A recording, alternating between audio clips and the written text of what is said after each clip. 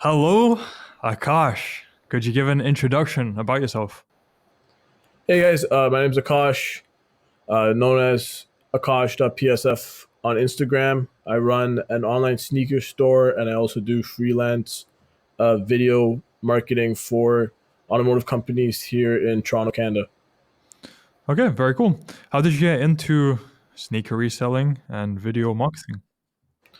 Yeah, so sneaker reselling I've always been interested in Jordans growing up. I've been around people who have been into shoes and I've always been in that type of culture.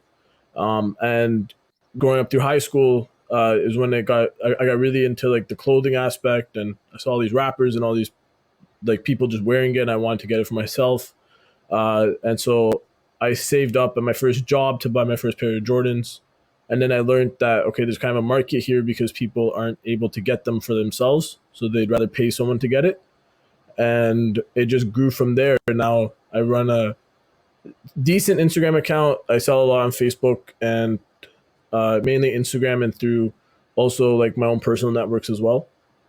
And then through that, I realized I was really into like creating content for social media, and so I just built upon my skills, especially using the real world. hmm Explain a bit more. How did the real world contribute to your success? So prior, obviously, I've always been creating content for my Instagram pages, but I wanted to take it to the next step professionally, and I had no idea how to use Adobe Premiere Pro, which is the main program that I use now, and that's the main reason why I joined the when Andrew when I saw the video about Andrew Tate saying okay he's making a content creation campus. I was like, perfect, this is like the perfect opportunity for me. I joined. I watched all the videos from about Premiere Pro, how to use it, how to import video, how to set up your content, and then how to edit. And I use the transitions in the videos that I create now for my clients. Okay, so did you get into the content creation campus right after you joined the real world, or did you try other campuses beforehand? So I actually joined Hustlers University when that first came out as well. I joined the copywriting campus, and then obviously it got shut down and everything, so I didn't really know where to go from there. So I just stuck with what I was doing. Then when I realized that the real world was available again, I kind of waited until there was something that I knew that would be able to apply to my certain scenario, because after doing copywriting, it wasn't necessarily a path I wanted to go down at that moment. But when I heard about the content creation, that's what I really focused on. And then I joined also other campuses after going through the content creation campus and seeing that I gained real world value from it. Okay, nice. So you're saying you learned video editing. Did you have prior experience with it, or was it completely new to you? It was very limited.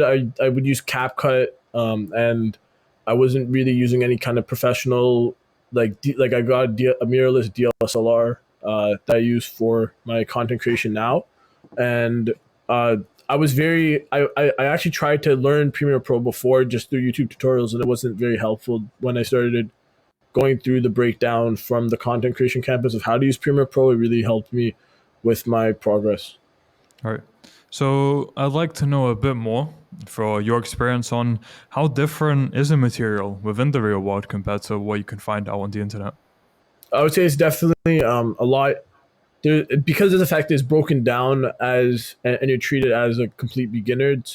It's great for someone who is a complete beginner, because then you go from okay, the basics of just how to set up and incorporate your video to how to edit it, how to like do certain effects, and how to just get used with the program. I think that's the biggest thing.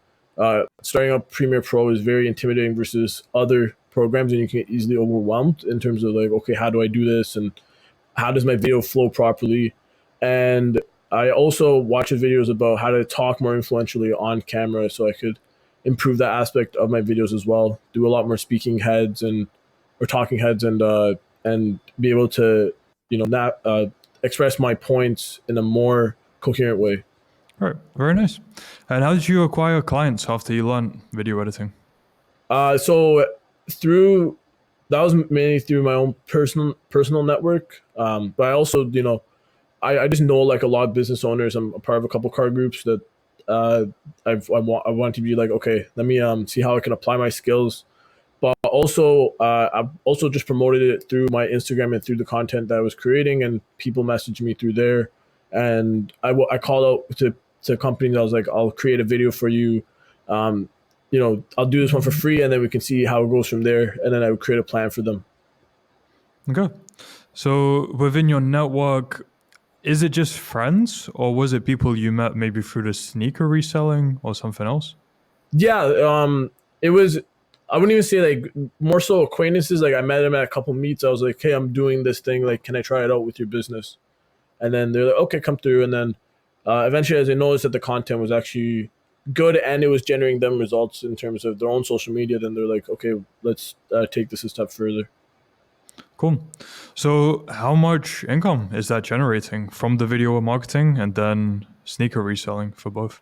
So the video marketing, I'd say I've made around $2,000 in the past 2 months, and that's only because like uh, starting up has taken me some time in order to learn my skills. I've also been busy with my other jobs and stuff, so it's been something more of like a weekend project that I want to take more full time.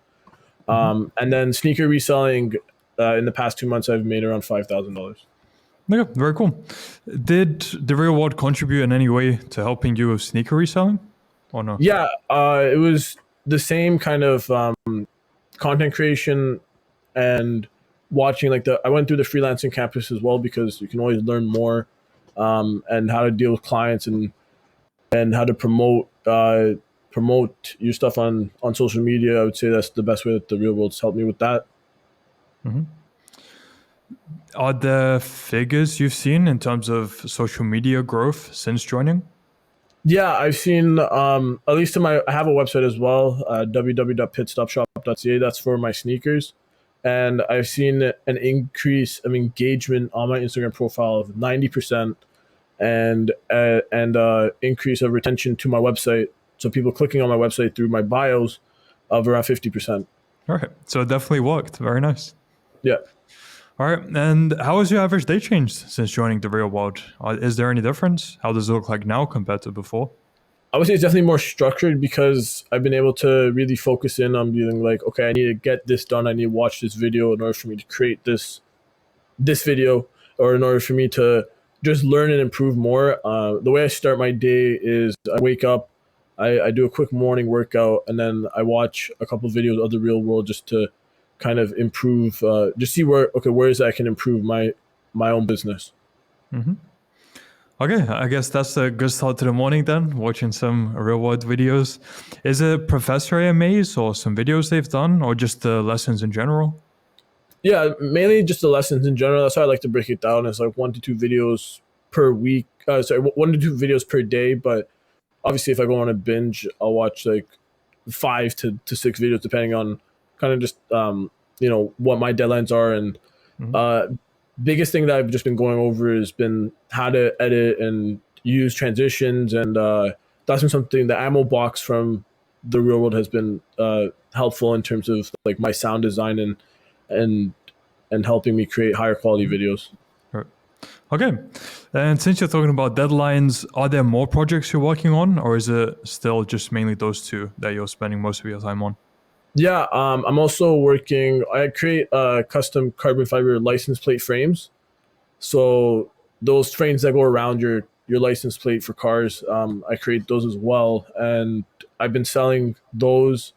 And then that's something obviously I want to promote. The biggest thing for me is that I want to have my own online store, and the promotion of it. I have my own online store, but I want to have it be so I can sell any product on there. And so the biggest thing for me would just be the promotion of those products is what I'm mainly working on.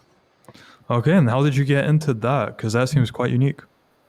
Yeah, so I noticed that there's a very big lack of that kind of accessory. I've been always into cars, and I've always been into modifying cars, and I know like every single part you can add to a car. And I was like, there's no really nice carbon fiber license plate frame with a certain manufacturer on it, or some little, or even plates that businesses can use, like a car dealership, for example. So there was a car club, like a physical building of where these guys just go and hang out, and people pay a monthly membership to. And I approached them. I was like, here, I can make you 100 license plate frames, and you can sell them to your members.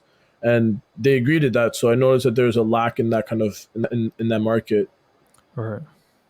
Do you go to car show events yourself Yeah, I do all the time. with your own car or just to watch others? I go with I also have an exotic car rental business, so whatever car's available during that time, I'll use as Oh, well. Yeah, it's all kind of like really connected.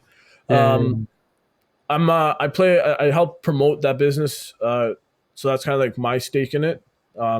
We just picked up a Maybach SX50, and we've been renting that out for weddings and stuff. Obviously, here in Toronto, it's very it's like half the year because the other half is like the winter and there's not a lot of like weddings or car rentals going on. But the car is all wheel drive, so it's able to go out during that time as well. Yeah.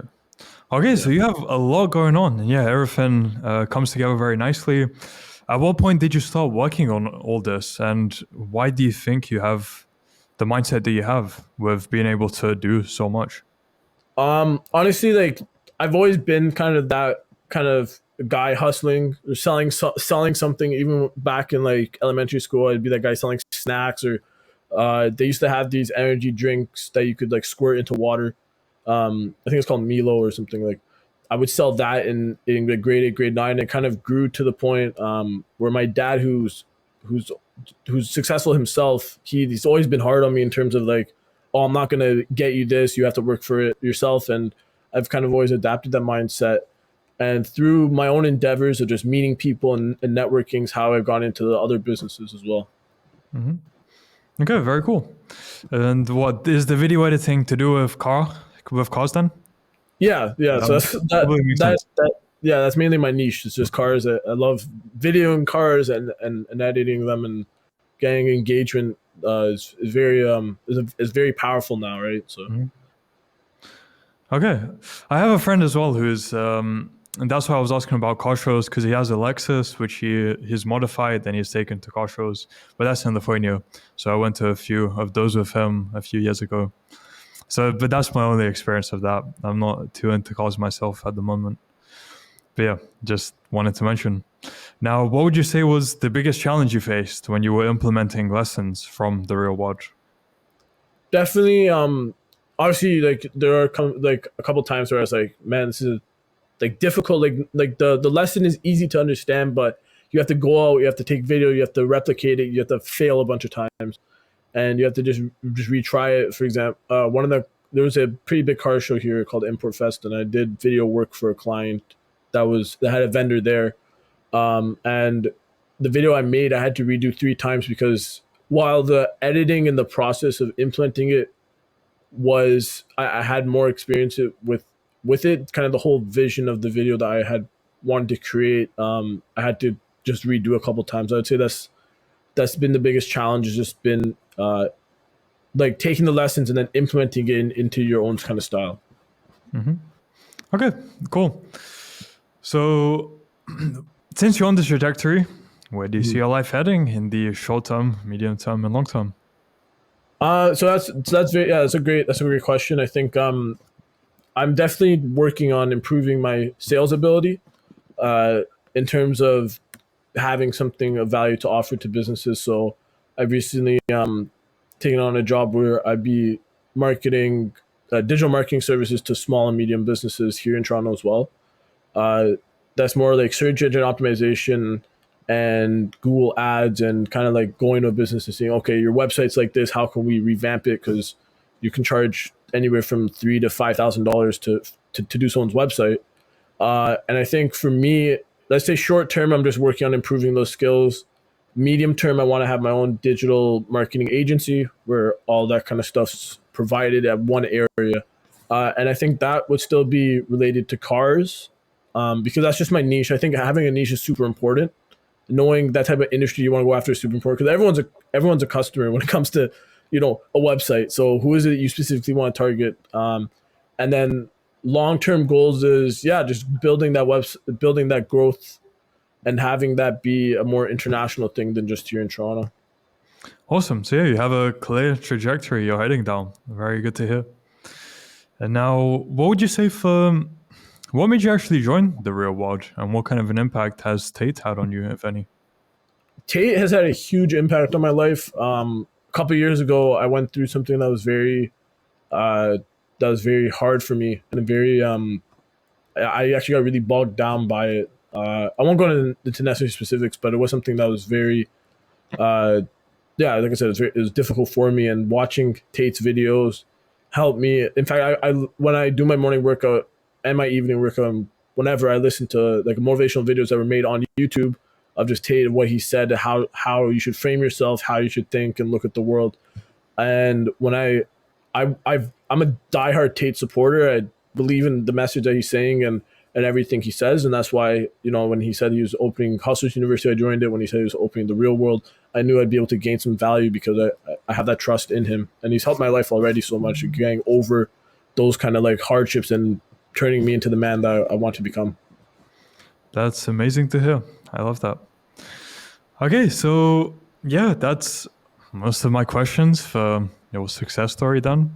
So to end off, for people who are unsure about joining the real world, because maybe they think it could be a scam for the $50, what advice would you have to them?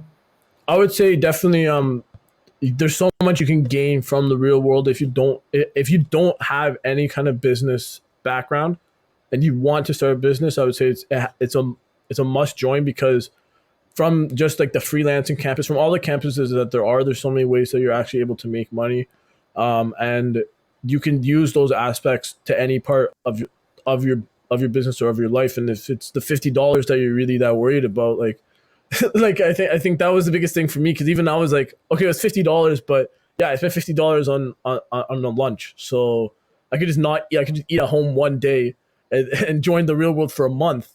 And if you're able to use your time effectively, you'll be able to gain a lot more value out of that month. Yeah, and you'll make that money back instantly as long as you apply yourself, which I think is the biggest problem that most people have. All right. Exactly. It's not a get rich quick scheme, it's a get rich with hard work scheme. Yeah. Okay. So for people who want to find out more about you or contact you, where can they do so? Yeah, so best way would be through my Instagram, akash.psf. And so it's aakash.psf. My shoe reselling store is at the Pitstop, PITSTOPFUND, the Pitstop Fund. And then my website is www.pitstopshop.ca. Those would be the best three ways to contact me or know more about what I'm doing. Okay, I will add those to the description of the video for anyone interested. Check that. And yeah, Aakash, thank you for your time. I look forward to potentially doing a follow-up with you if you'll be interested in about 3 months or so, just to check in, see how you're doing, how everything's progressing for you, and hold you accountable if need be. So yeah, until then, I wish you all the best. Thank you. Thanks for having me.